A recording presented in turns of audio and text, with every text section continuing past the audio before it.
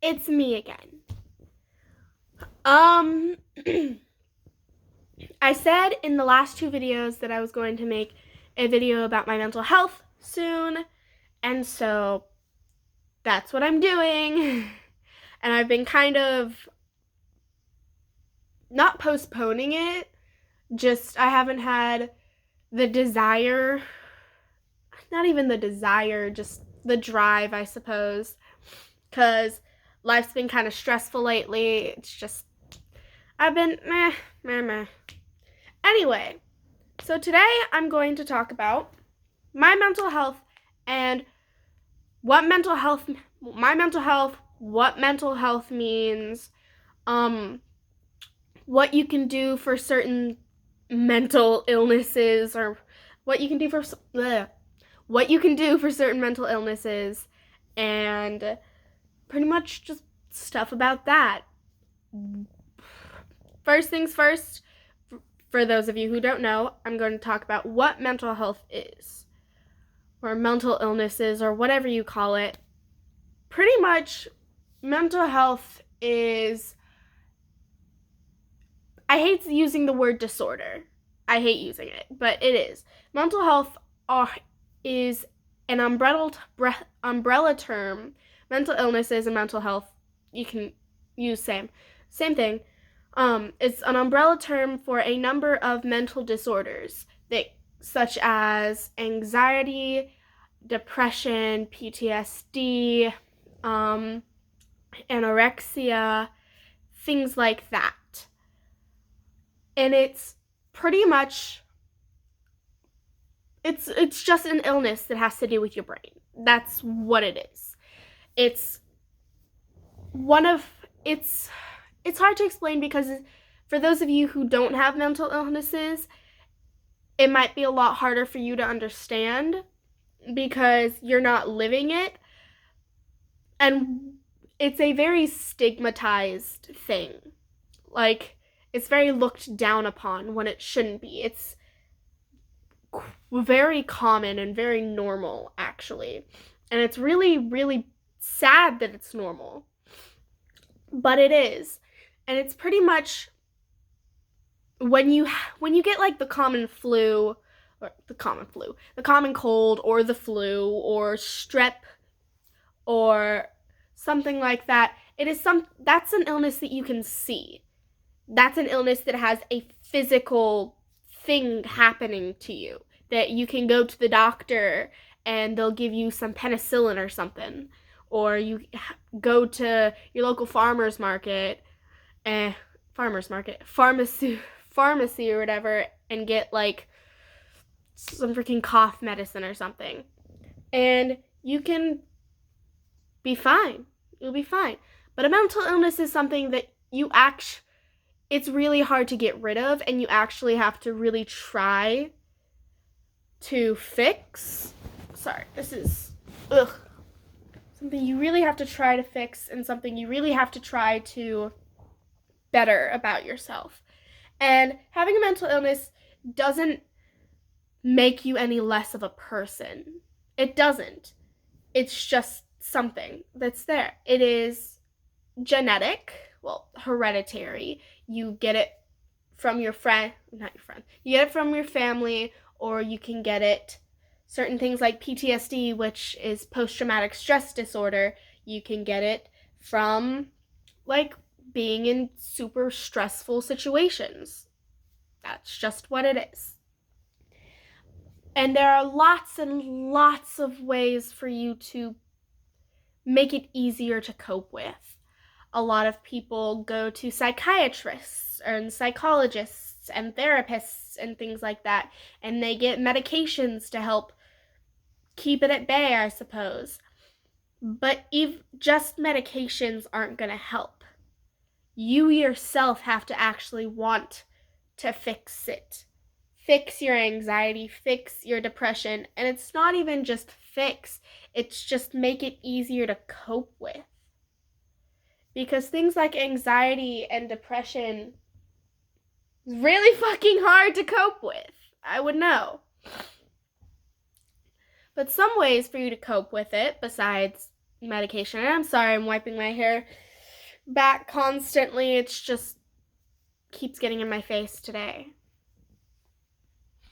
Anyway, some ways for you to cope with things are meditation, meditation, like you know, but meditation, going to the gym. I don't like going to the gym, but it does help. It really does. It puts little endorphins, it goes pew pew in your brain, and it makes you happy. Sometimes. Eating correctly, sleeping correctly. Sometimes for those of you who are extroverts, being around people might help. For those of you who are introverts, not being around people might help. There's so many different ways for you to help cope with it, pretty much. Of course, sometimes you just have to live with it and you have to push through no matter how hard it is. That's just life.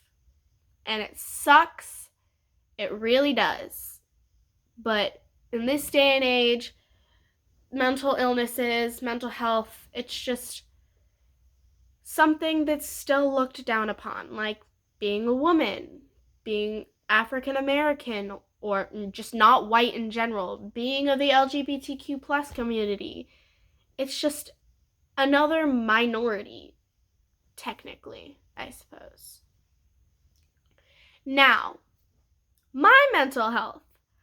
I don't know why someone would want to know about my mental health, but you never know. You never know. Anyway, there are going to be some triggering subjects for this. I don't know. If you don't know what the word trigger means, you probably won't be triggered. But trigger pretty much means that it's maybe causes flashbacks, or it sets you into a panic attack, or just reminds you of something that you would rather not be reminded of. I suppose. My water. Did anyone else does that? Did any of you do that where, like, you don't just take a sip? You don't do that. You do, like, you just fill your mouth with it, take a few sips out of your mouth. Well, I do that. Anyway. But yeah. Be prepared for bad things. Anyway, okay. So, I was born, my parents were teenagers when they had me. When I mean teenagers, my mother was 19 going on 20, and my father was 17 going on 18. So, they were teenagers, like hardcore teenagers. My mother, as my mother would like to say, babies having babies. But yeah, they were teenagers when they had me, and I was definitely wanted. It was just, they weren't expecting me, of course. I was the result of that 0.1% in birth control that doesn't work, because a lot of birth controls are like, it works 99.9% of the time. I was that 0.1%. But yeah, and so, but also at the time, my father was a drunk, and my mother wasn't stable, I guess would be the best way to put it. Neither of my parents were the most stable people, and neither were the rest of my family. On my mother's side, I have my grandfather and my grandmother, but they're both divorced. And I know I'm getting into all the family drama and stuff, but it does make sense later on, and it explains a lot of stuff. And oh my god, my hair! But on my mother's side, my grandfather and my grandmother had both divorced. They had divorced, and my grandfather had remarried to another woman, my grandma. I won't say her name, my other grandma. And then my biological grandmother, she became a lesbian. And now I have 3 grandmas over on that side. That's great. Anyway, there's a running joke in that side of the family that my grandmother's side are more neurotic and my grandfather's side is more psychotic. And when those two sides meet, it doesn't make a pretty picture. It doesn't really make a pretty picture. But anyway, so that side of the family is already a little nuts. I love them to death, but they're a little nuts.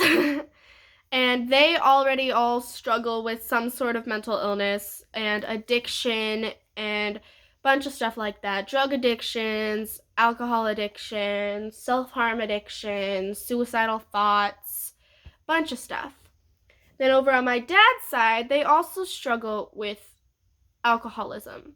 Not exactly not everyone over there struggles with drugs, but definitely a lot of alcoholism. On both sides of my family, we have, on both my mother's and my father's side of the family, we have, what's that word? Alcohol. We have functioning. We have both functioning and non-functioning alcoholics, which pretty much non-functioning alcoholics means that they drink, so when they're drunk, they are pretty much out of it. They're done. They're blackout drunk and they do a bunch of crazy shit. But then we have functioning alcoholics where a lot of times you can't tell that they're drunk, but they're still drunk. But yeah. So a bunch of addicts. But I also have eating disorders on my dad's side of the family. My aunt struggled and still struggles with an eating disorder. She got a lot better on it, but it's still lingering there. But anyway, so I grew up not really having a strong father figure in my life. I guess is the best way to put it.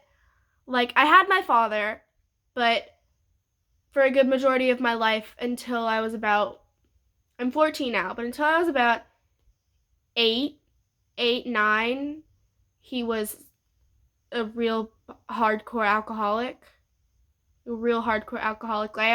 I have memories of having a super fun time with him, but then I look back on them and I realize that was a really unsafe thing for he to have been allowing me to do, and that he was probably drunk during that time. It's fine. And then when my mother married another person, he also ended up being a really bad alcoholic, and they had my 2 little brothers, and so because of that, my 2 little brothers also have strong addiction things going on, so that's lovely.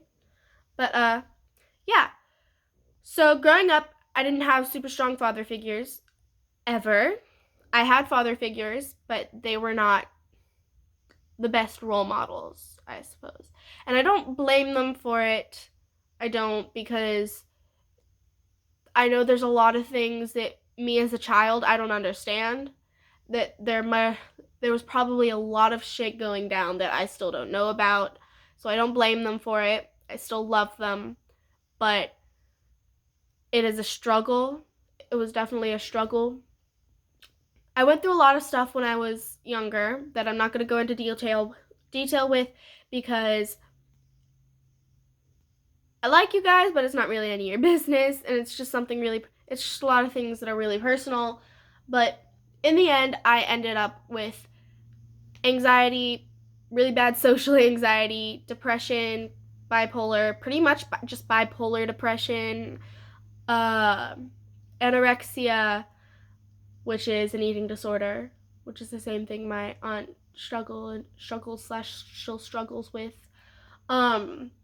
Anorexia and ADHD, pretty much. And I got all of those, and I'm still struggling with a bunch of stuff. And I wasn't diagnosed with any of that until probably around I was diagnosed with anorexia in 4th grade. I was diagnosed with anorexia, depression, and anxiety in 4th grade. But in 6th grade is when it really, really, really started hitting. And it was probably had a lot to do with hormones and shit like that. Um, but it got really, really, really, really bad to the point where I was self-harming regularly. And when my father found out, he sent me to a mental hospital. And I made some really, really good friends there that I'm still in contact to this day with. But it was a really, really tough time, and my mother had just gotten injured. To this day, we still don't know what's actually wrong with her. She's gotten a lot better, but at that point, she couldn't keep up with anything. She was in a wheelchair. She was on bed rest. She could barely do anything. So our house accumulated a lot of dirt, a lot of hoarding, a lot of trash. And my dad picked himself up when I was around 8 or 9, around 8, 9, and got together with my stepmother, and I got a stepsister, a stepmother, and he stopped being an alcoholic. He hasn't drank anything that I know of in about 5-6 years. So that's really good. He's been sober for that long.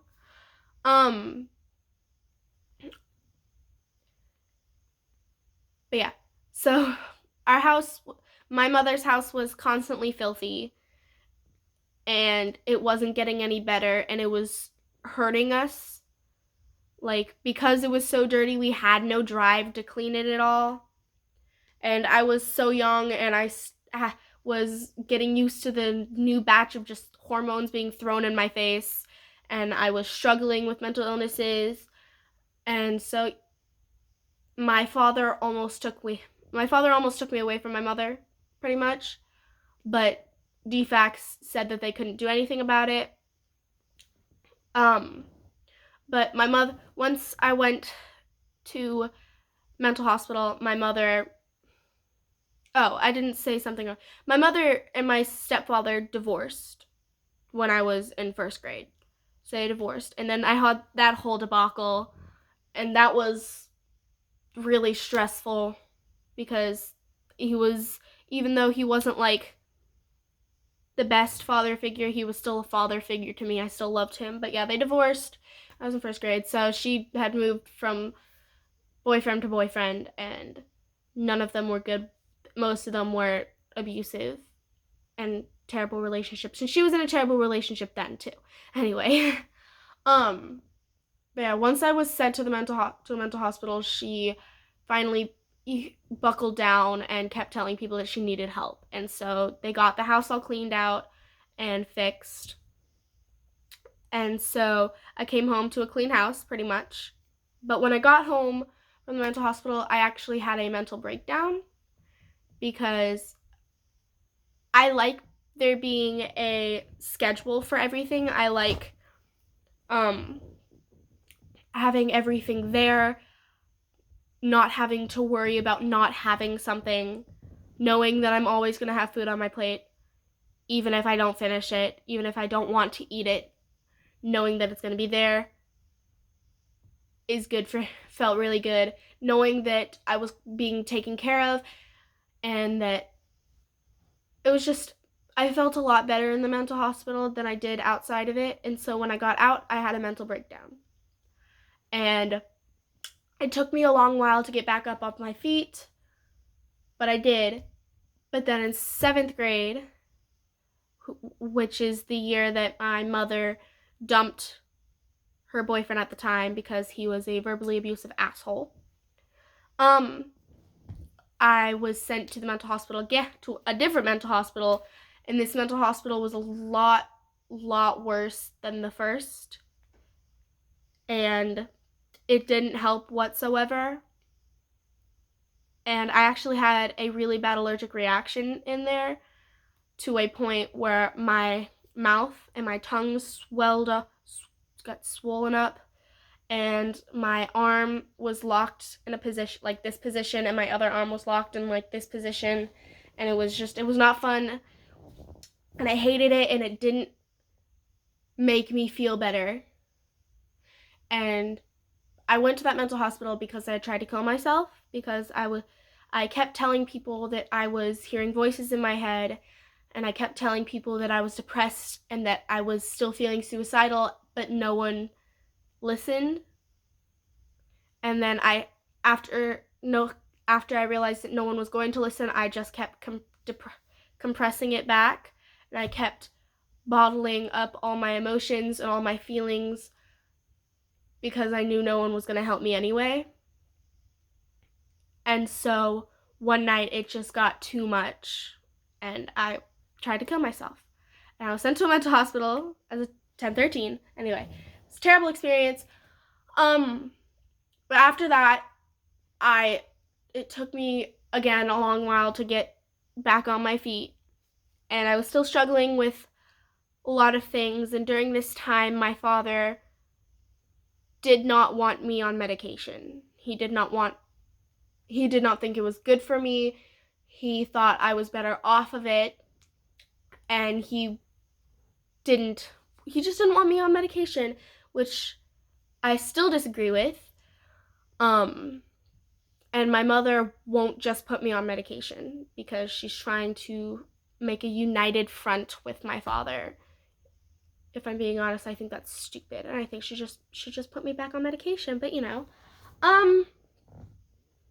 so yeah, he doesn't want me on medication, even though I still think that I should be on it, because I still have certain things going on that I'm not going to go down into.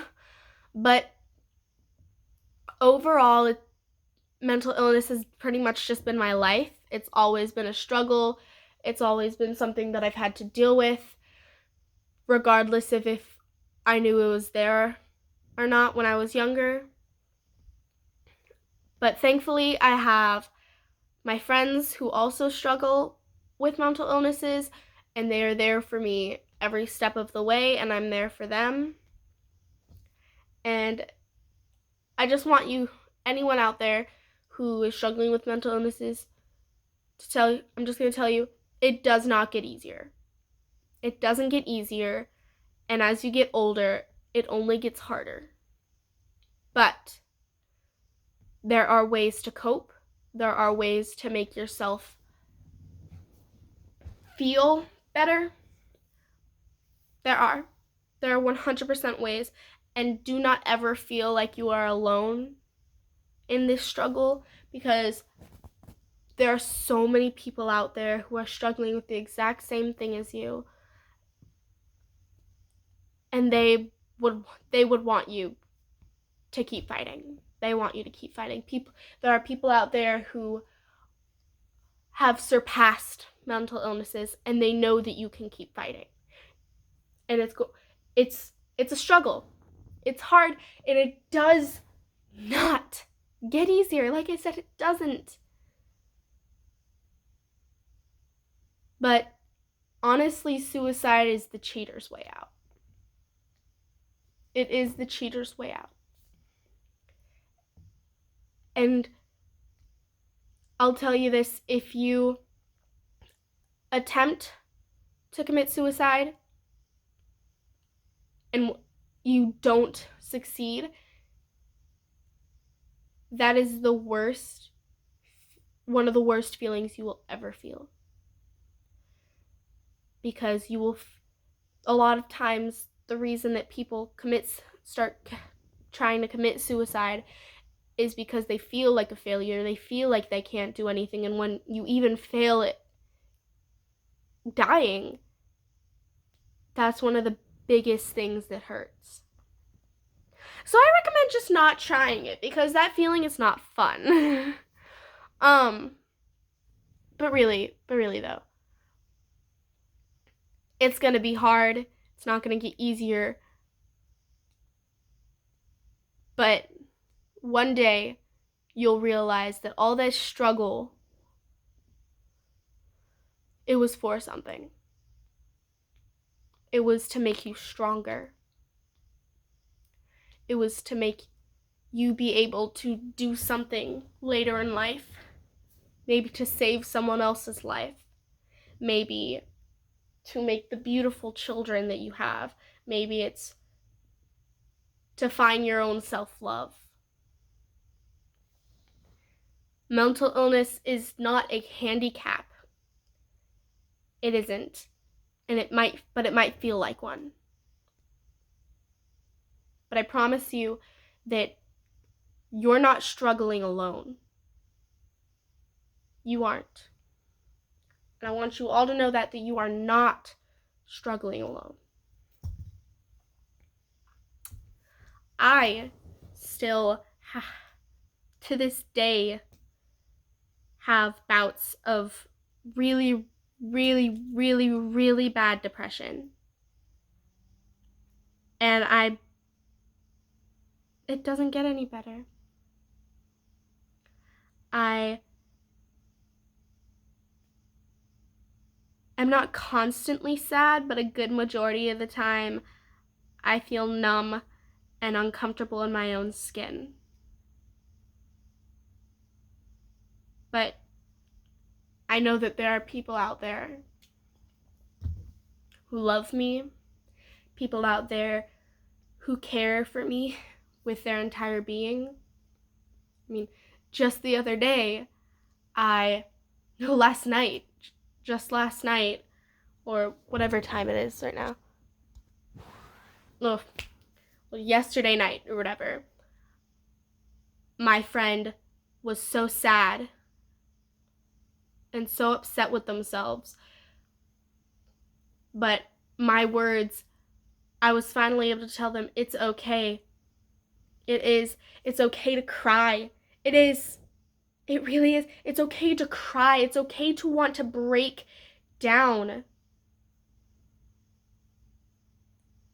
And I was able to make her feel so much better. And that's,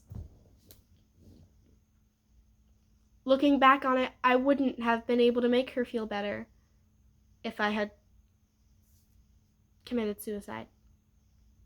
I wouldn't have been able to watch my little sister, my baby sister, grow up to be at 2 years old and already be able to count to 11, 12.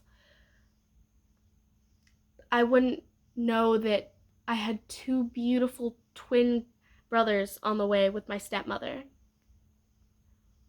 There's so many things I would be missing out on. So even though I was struggling and I'm still struggling, I know that there's people who love me and there's people who will be there with me every step of the way. And the same thing goes for you. Maybe you haven't found them yet, but you will. You will. Well, that was a heavy topic. But yeah, mental illness is the thing. But I hope all of you guys feel, at least try to start feeling a lot better. The things that I do to try and feel better is that I sit down and I cover my eyes with a blindfold and I cover my ears with headphones and I turn off the lights and I listen to Wiccan music, like I listen to nature music and Wiccan music and witch music and pagan music because it always makes me feel better. Chants, they make me feel calmer. That's one of the things that I do. I go to the gym at least once a week, most weeks at least, and I stay with my friends. I hope you all stay safe. I hope you all love yourselves. I know it's going to be hard, but you're going to get through whatever's going on. I love you. At least you'll know that I love you. Yeah. I'm pretty much just waiting for this video to get to 30 minutes. Anyway, love you guys. Mwah. You're great. Bye.